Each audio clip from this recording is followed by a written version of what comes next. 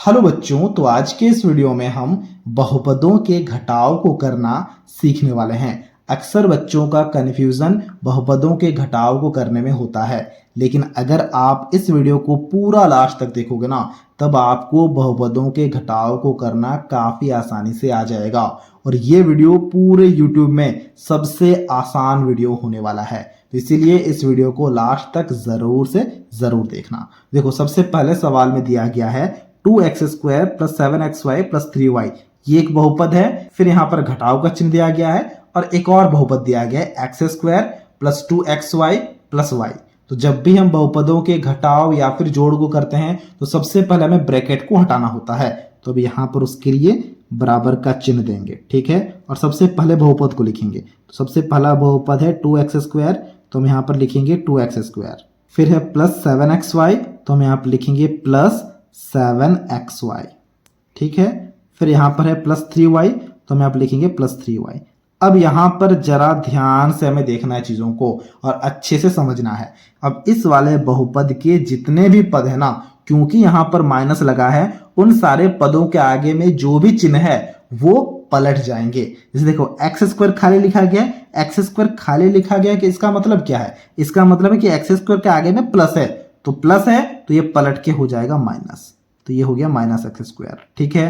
फिर देखो, इसके आगे में भी प्लस है, 2xy के आगे में प्लस है, तो ये भी पलट के हो जाएगा माइनस, तो 2xy का 2xy।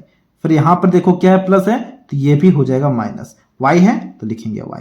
क्या बात समझ पा रहे हो? बिल्कुल समझ पा रहे होगे। अब बहुपदों का एक गुण तो हमें पता ही है कि वो जो है अपने अपनों के साथ में रहना चाहते हैं, यानी कि जो x² है वो x² के साथ में रहना चाहेगा, जो xy है वो xy के साथ में रहना चाहेगा, जो y है वो y के साथ में रहना चाहेगा। तो इसलिए हम यहाँ पर बराबर का चिन्ह देंगे।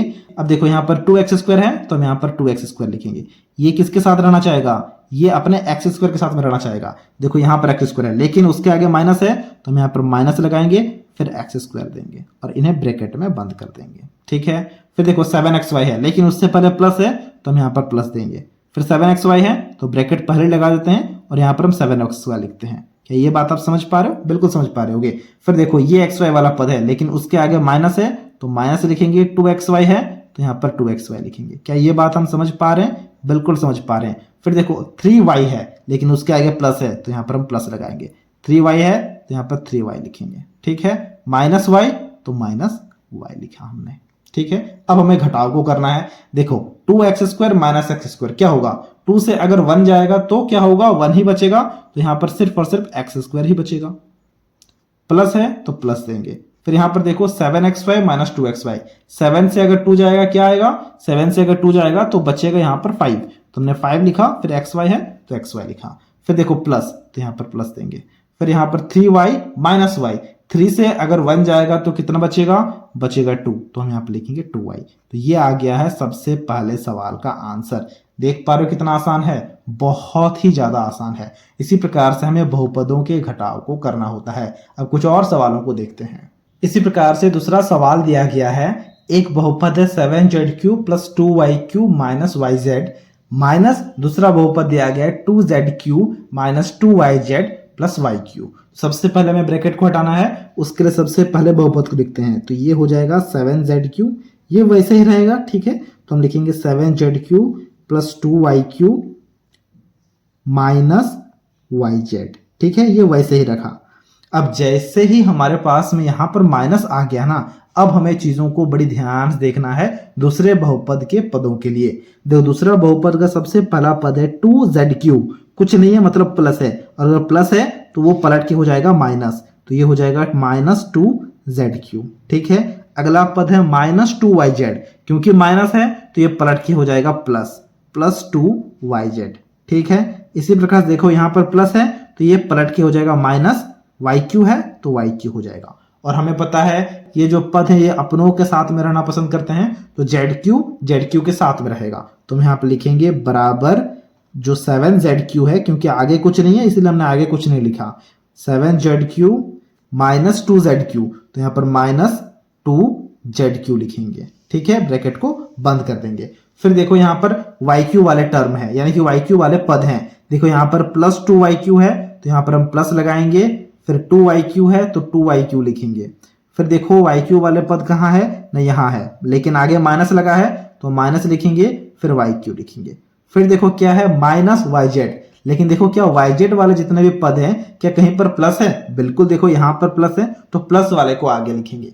तो यहाँ पर प्लस है तो यहाँ पर हम प्लस लिखेंगे, 2yz तो यहाँ पर 2yz लिखेंगे। ये था एक ट्रिक कि अगर माइनस और प्लस कहीं पर है तो प्लस वाले को आगे लिखो, ठीक है। फिर देखो यहाँ पर माइनस वाई जेड है, फिर हम यहाँ पर माइनस वाई जेड लिखेंगे। अब आपको यहाँ पर घटाव को करना है।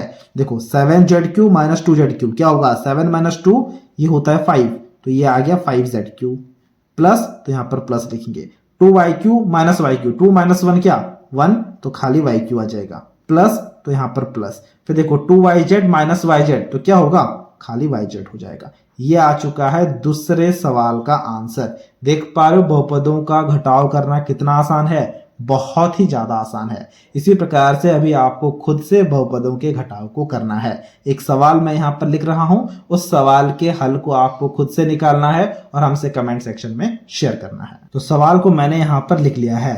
सवाल है 2x² minus 7y² plus 9xy minus x² minus 9y² plus 2xy।